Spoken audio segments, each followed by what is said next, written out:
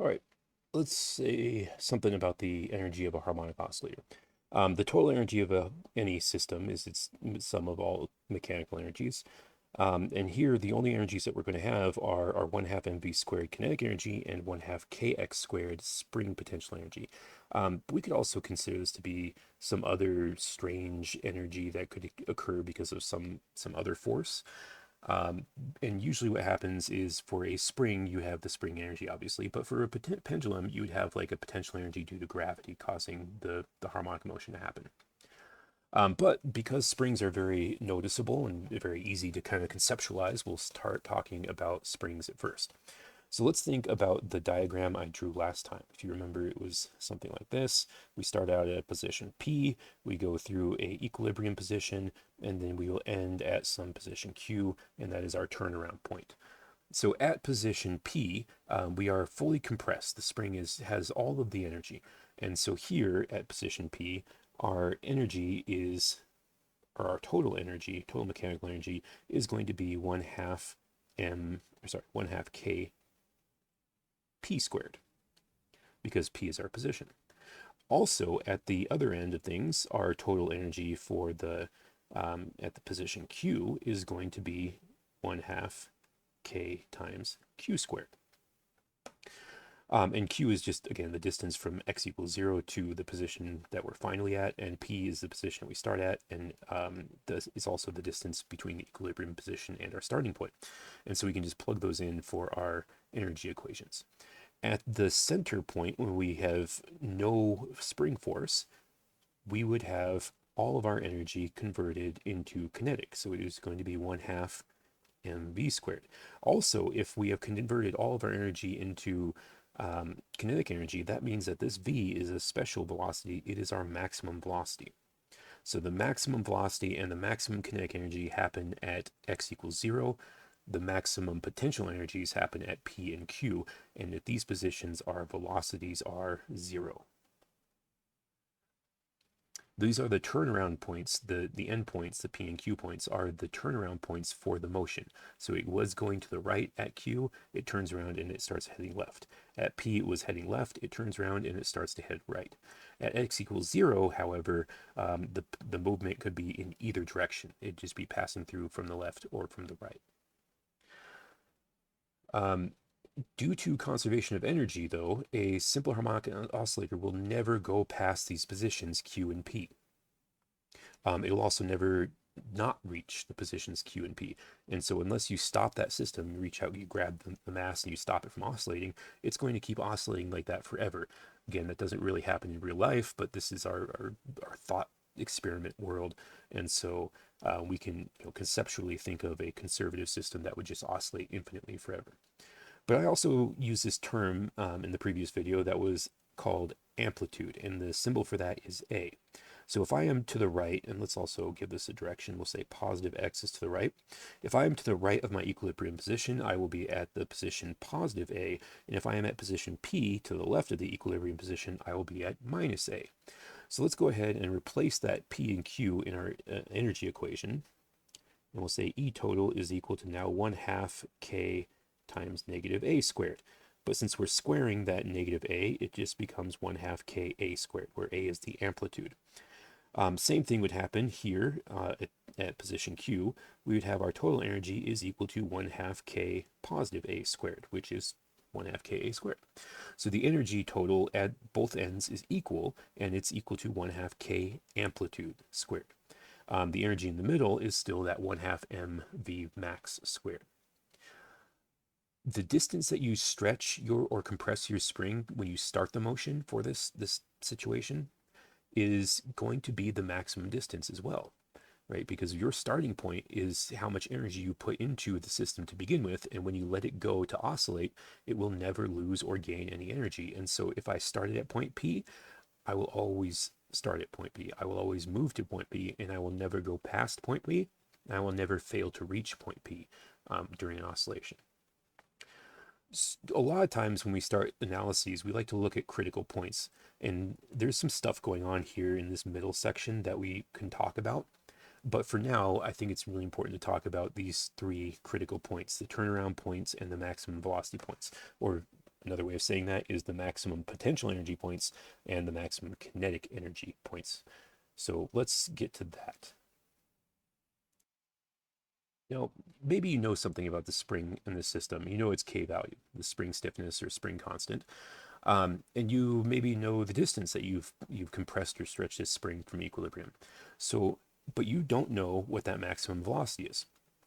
So let's say that we look at that energy at the maximum point where we start the oscillation, and it is 1/2 k a squared. Again, you can measure a and you can characterize the spring with k, or maybe you can get the value from a manufacturer or something. But these things are pretty easy to find and calculate. The thing that's not necessarily easy to calculate is when is it passing through that equilibrium position, and at what time, and with what velocity. However, we can find that.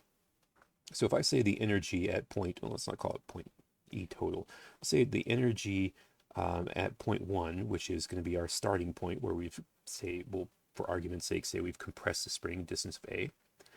The energy at point 2, where it reaches the equilibrium position, will be 1/2 mv max squared. So if we want to know what V max squared is, and we believe in the conservation of energy, then we could say that E1 is equal to E2. Again, this means no friction, no dissipated forces, no wind resistance, nothing like that, no loss of energy to the spring. But then if I plug in for E1 my 1/2 Ka squared, and for E2 I plug in 1/2 mv max squared, I can multiply both sides by 2, I can divide both sides by my mass m, and what I would get is that my V max squared is equal to K over m times A squared. And then to finish this up, I could take the square root of both sides, and I would get V max is equal to plus or minus A times the square root of K divided by M. And A is not inside the square root because it was already squared. So when I take the square root of that whole thing, A just comes right out as A. So this was one way that we could calculate our maximum velocity, and all we need to know is the mass on the end of the spring, and we can get that from a balance, the K constant, which we can either determine experimentally or we can get from some sort of piece of paper, manufacturer statement or something, and the amplitude, which we can measure using various measuring devices, meter sticks, tape measures, things like that. And that works out well. But what if we were asked to question something about the velocity in the middle? Well, we have to do some work to get to that. But this is a kind of an important equation, so we'll just put a box around it and be aware that this is one of those things you might need to know for the AP exam. In between the critical points, things are still moving. And so we have to deal with those as well. Sometimes you can be asked to figure out what the velocity is halfway between these two things. And is the energy directly split into half of it is spring potential energy and half of it's kinetic energy? And the answer to that is, well, why don't you tell me? Try to figure that out for yourself, and we'll maybe talk about it in class if you're interested. But I'm not going to make you think too much about that. But what I do want you to think about is the velocity at some point in between critical points. So again, we'll start off, we'll say that our energy to start with is going to be E1, and this will just be our 1/2 Ka squared. So this is, we're starting, we haven't released it from rest, it's at rest, so our velocity is 0, and we're going to have all of our energy stored in the spring. At some later time, we would have a second energy, but this energy isn't at a critical point. It is going to be a combination of our kinetic energy, 1/2 mv squared, plus our spring potential energy, 1/2 kx squared. What I want to do is I want to solve this whole situation for a velocity v. So if I rewrite this, I get 1/2 ka squared is equal to 1/2 mv squared plus 1/2 kx squared. I can multiply both sides by 2, and I would get a Ka squared is equal to mv squared plus kx squared. I can then subtract a kx squared from both sides, and I would get mv squared is equal to ka squared minus kx squared. And so here you might be able to see the answer to the question I was asking you. about the energy? Is it split in half, or is like 2/3 of it maybe in kinetic and 1/3 is in potential? If you can see it here, that's maybe a good thing. But from here, what I can do is I can divide both sides of this equation by my mass. And what I would get is v squared is equal to, and before I write this all out, I'm going to say that I'm going to factor out a k as well from both terms on the right side of that equal sign, and I would get k over m times a squared minus x squared. So this is my velocity function. I still need to square root it, and I would get v is equal to plus or minus the square root of k divided by m, all of that times a squared minus x squared. And I can't pull my a's and x's out of this radicand because I would have to do some factoring or something. And if I factor this term inside the parentheses, I should get something like a minus x times a plus x, which is not a squared thing. And so I can't just remove it and make things simpler. But this is a expression that we can use to figure out what the velocity is if we know its position. And we know its starting position, and we also know the mass on the end and the spring constant k. But there's some other things that we can kind of do. We can go back to our talk about the critical points, where we could say that our initial energy, which was 1/2 ka squared, is equal to our final energy, or not call it our final energy, we'll call it energy 3, which is the energy at the other critical point where we are at equilibrium. So that would be 1/2 mv max squared. If I do that, I get 1/2 ka squared plus 1/2, or is equal to, not plus, 1/2 ka squared is equal to 1/2 mv squared, mv max squared. And I can go through that process of solving it, and I could get that a is equal to the square root of m over k times v, and there's plus or minus, and this is a v max. So I've just done the same thing that I did earlier. I replaced, I did my substitution, and I set my equals, or my energies equal to each other at the critical points, the equilibrium position, and one of the end positions. And then I just solved it for my amplitude this time instead of my velocity.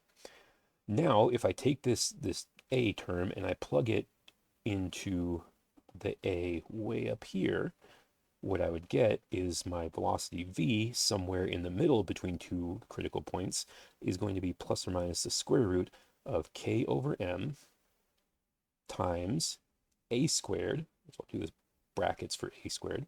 So I'd have this plus or minus the square root of m over k times v max squared minus x squared, where again, x squared is the position that you are at. That is not the equilibrium position or any critical position, just somewhere in between two critical positions. If I wanted to do some simplification, well, I could square this stuff inside. I would get plus or minus the square root of k over m times, well, my m over k is squared. Even though it's plus or minus, I'm going to be squaring that whole thing. And so if it's negative, I get negative times negative, square root k over m times square root k over m.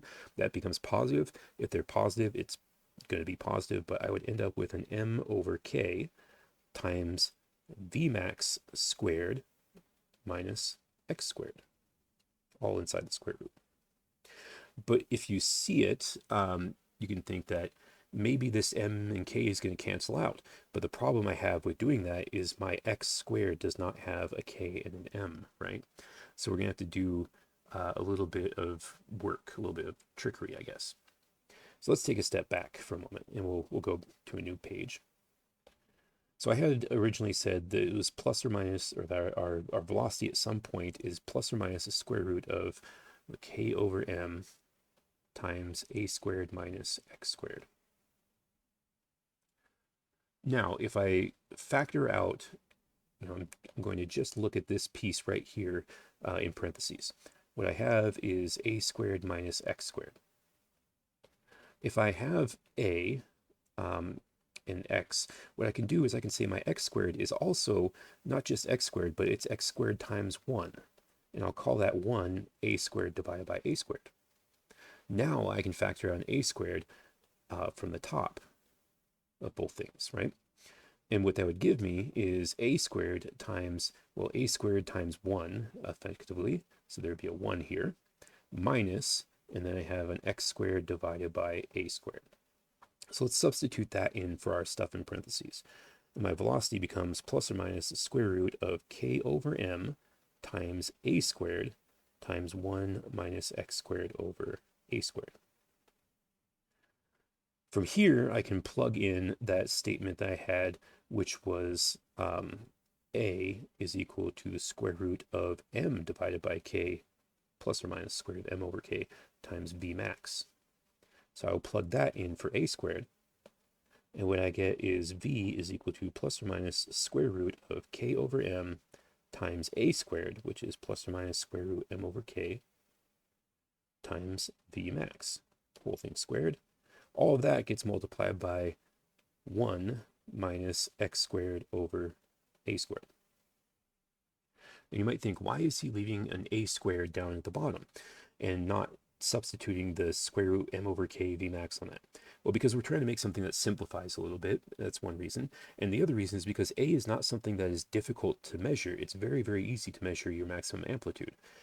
So something that we could do in a lab to measure that is very simple, and we could just plug that into an equation, no big deal.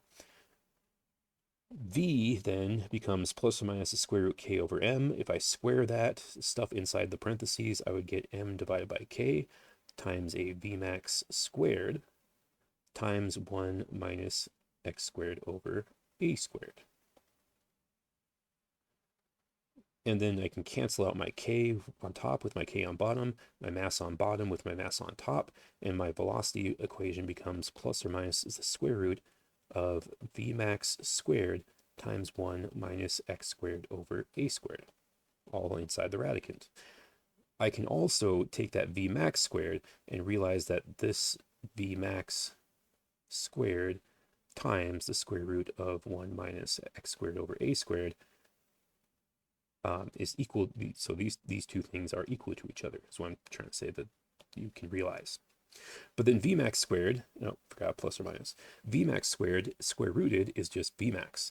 And so my velocity at some point in between two critical positions will be plus or minus Vmax times the square root of 1 minus x squared over a squared. Again, all these things are easy to measure or easy to calculate. Vmax, again, is not super easy to measure. You could, but you had to be really, really careful about it. However, if you can measure x max and x max, the amplitude, and the spring constant and the mass of the spring, then you could calculate Vmax pretty simply. So this is a kind of important equation as well, something that might come up on the AP exam. So this would be a good one to kind of be aware of. And the next thing that we're going to talk about is kind of difficult, kind of gets a little bit interesting, but we'll get there in a second. So let me get a new page here. So we've gotten two different equations. Both of them tell us the velocity, either the maximum velocity at the equilibrium position or some velocity in between two critical points. But there's still some work that we need to do to kind of characterize the equation stuff for like periods and frequencies and things like that. And one thing I want to talk about, and this is kind of conceptually difficult to realize, but if I have a table, and this is going to be obviously a frictionless table, and at some radius r, I have a mass, and this mass is going to make a counterclockwise rotation. And it's going to keep going in that circle forever, right? Because I set it in motion, it'll keep going that way because there's no friction. Now, if I were to then lean down and look at the side view of that table, it's my table, it's got some legs, not very good, maybe it's a little wobbly, hopefully not, because that wouldn't make it conservative. But if I think about this, when it's at the top of the motion of the circle here with red, I could think of that as being this position here on the side view. The side positions, I'll mark in blue, or the middle equilibrium positions, I'll mark in blue right there. And those would be here on the table, on the side view. And then the bottom point, which I'll mark in green on the overhead view, is going to be the rightmost point here. And so the reason why I talked so much about springs and stuff is because when I have a spring oscillator, it will start off at that one position at the one end, it will go through the equilibrium position, and it will reach a maximum position, and it will go back. So in a lot of ways, we can think of simple harmonic oscillators, even springs and stuff like that, as being very similar to circular motion as well. And so when it comes down to it, we can do some other mathematical work to get some interesting quantities. Thinking about that blue position there, if I am here at this position that's red, my velocity is going to be in this direction. And so let me do that different color. We'll do that in purple. My velocity will be to my tangential velocity, linear tangential velocity will be to the left because it's going counterclockwise.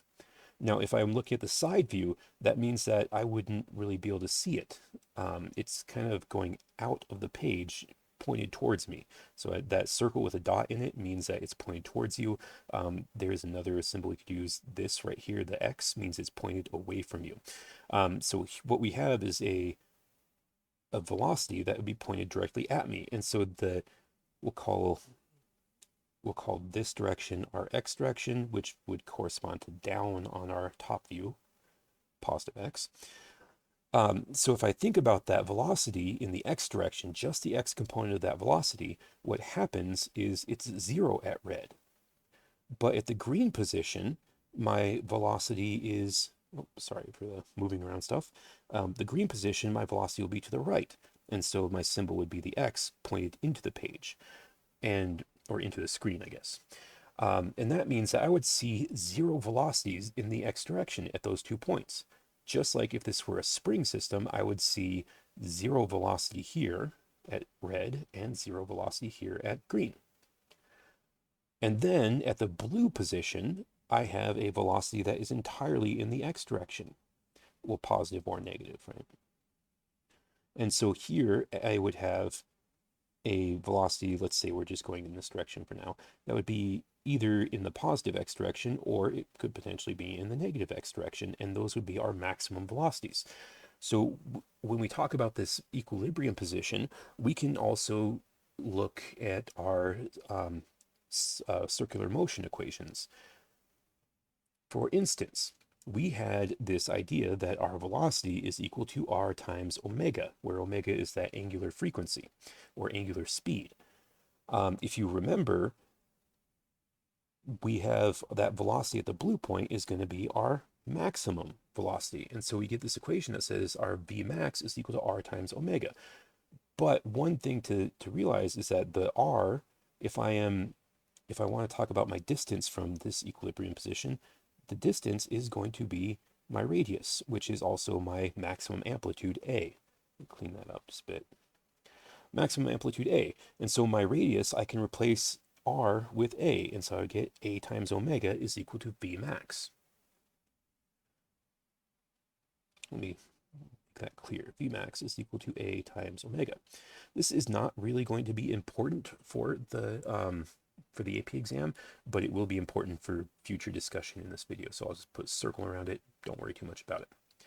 If you also recall from uniform circular motion stuff, we said that omega is going to be equal to 2 pi frequency. It's also equal to 2 pi divided by t, the period. And so I can replace my Vmax equation, the omega in my Vmax equation, with 2 pi over t. So I get Vmax is equal to A times 2 pi divided by the period t. From here, I can solve this equation for t. I would multiply both sides by t, divide both sides by Vmax, and I would get my period is equal to 2 times pi times A divided by my velocity max. This is another equation I'm going to circle. Again, I'm not boxing it, I'm circling it because it's not going to be important for the AP exam, but it will be important for the discussion. Back to our conservation of energy thing, where we said that our energy at one critical point is equal to the energy at another critical point. For instance, the energy at the 1/2 Ka squared is going to be equal to 1/2 mv max squared. I can solve this again, but I'm not going to solve it for K for A or for V. I'm going to solve it for K over M, or M over K, sorry. So I multiply both sides by 2. I divide both sides by K, and what I end up with is that a squared is equal to m over k times v max squared. From there, I'll divide both sides by v max squared, and I would get this result of m divided by k is equal to a squared over v max squared. Then taking the square root of both sides gives me that square root m over k is equal to a over v max. And there's some, we'll call it just plus or minus. We're only going to put the plus or minus on one side because that plus or minus on one side will affect the a over v max as well. So if I were to calculate square root m over k and I wanted to get the negative or the positive, it would give me some result that was also a over v, and it would also give me the negative or the positive version of it, and that would correspond to whether I'm going to the left or whether my mass is moving to the right. Okay, so now we have a second equation which says this thing here. And again, once again, circle doesn't mean it's going to be super important for the AP exam, but it means that we need to just kind of have it in the back of our minds. Now, if we look up to our period equation, which says t is equal to, period t is equal to, I'm going to put the 2 pi out front. It is equal to 2 pi times a over v max. Now I have an expression for a over v max. The period is going to be 2 times pi times the square root of m divided by k. And I'm going to just use the positive version of this. The reason is that we don't have negative periods, right? You can't have negative time, so you can't have a negative period. So I'm only going to consider 1/2 of these solutions, which are the positive 2 pi times square root m over k. So this period here, t is equal to 2 pi square root of m over k. This is an important equation. Very, very, very important. Sometimes you will be asked something on the AP exam, like if you have a mass and it's on the end of a spring, it oscillates back and forth, it eventually hits a second mass and it attaches to that second mass, which changes the total mass of the oscillator. How will this change? Well, you might easily be able to see that your amplitude will drop in half, but the thing you might not see is that it will also affect your period. And so you need to use this equation to figure out what your new period is. You can use your amplitude equation to figure out what your new amplitude is, and then you can kind of draw your sine or cosine graph from there, which we'll talk about in another video in the future. We can go a little bit further and we can talk about how if t is 1 over f or f is 1 over t, we can calculate our linear frequency f. That would be 1 over 2 pi times the square root of k over m. And we can also find omega, which is 2 pi times f, which would be 2 pi times 1 over 2 pi times square root k over m. So the result we would get for our angular frequency omega is just omega is square root k over m. And this is a really, really, really, really super important thing, especially if you go on into physics or engineering for electrical engineering, some types of computer engineering, things like that. You will need to know that omega is equal to the square root of k over m, where k is not going to be a spring constant, of course. It's going to be something related to the mass and the charges of the electrons and things like that. Sorry, not the mass, but the charge and the surroundings of the affecting the electrons. But it is a really important thing for, especially for like quantum mechanics and things like that. This omega is actually directly related to the energy of a chemical bond as well.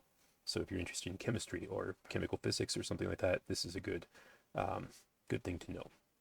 But that's all I wanted to talk about in this video. We kind of just derived some equations that allow us to calculate our maximum velocity from the amplitude and the mass and the spring constant, as well as to calculate the velocity at any point in between the 2 critical points, or the 3 critical points, I guess. And then we found this expression for the period and omega. These are the 3 or the 4 big things that we need to cover in this lesson. The next thing that we're going to talk about is a little bit more useful, a little less useful, I think, for the AP exam, but it's still pretty important because you might need to know how to draw these graphs and stuff. And so we'll talk about how to get that as well. So until next time, we will talk to you later.